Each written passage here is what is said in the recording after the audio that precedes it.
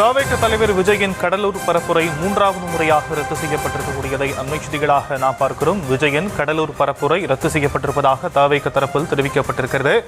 காவல்துறையினர் மைதானத்தில் பரப்புரை நடத்த அனுமதி அளித்திருந்தும் ரோட் ஷோவுக்கு அனுமதி அளிக்கப்படாததால் இந்த பரப்புரை ரத்து செய்யப்படுவதாக தவிக தரப்பில் தெரிவிக்கப்பட்டிருக்கக்கூடிய நிலையில் விவரங்களை உடைய செய்தியாளர் பாரிவள்ளல் வழங்க நாம் கேட்கலாம்.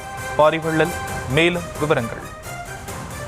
ஷியாம், தமிழக வெற்றி கழக தலைவர் விஜய் நாளை கடலூரில் அவரது வேட்பாளர்களை ஆதரித்து பிரச்சாரம் செய்வதாக இருந்தாங்க. இந்நிலையில பாத்தீங்கன்னா நேற்று இரவு மாவட்ட நிர்வாகம் காவல்துறையும் அவர் தேர்தல் பிரச்சாரம் மேற்கொள்வதற்கு அனுமதி வழங்கி இருந்தாங்க. இருந்தாலும் தமிழக வெற்றி கழகம் சார்பில் ஒரு ரோட் ஷோவிற்கு அனுமதி கேட்டிருந்தாங்க. அதற்கு மாவட்ட நிர்வாகம் சார்பில் அனுமதி மறுக்கப்பட்டிருக்கு. அது மட்டும் இல்லாம தேர்தல் பிரச்சாரம் மேற்கொள்ளக்கூடிய இடத்துல பெரிய பந்தல் அமைத்து பொதுமக்கள் வெயில் தாக்கத்திலிருந்து பாதுகாக்கும்படியான ஒரு அதாவது கூடார மாதிரி அமைச்சு பிரச்சாரம் மேற்கொள்ளணும்னு சொல்லிட்டு மாவட்ட நிர்வாகம் காவல்துறை சொல்லியிருந்தாங்க. நேற்று இரவு கொடுத்து இன்றே எங்களால் அந்த பணிகளை பந்தல் அமைக்கும் பணிகளை செய்ய முடியாது அப்படின்னு சொல்லிட்டு அவங்க சொன்னதுனால ரோட் ஷோவுக்கும் அனுமதி மறுக்கிறாங்க.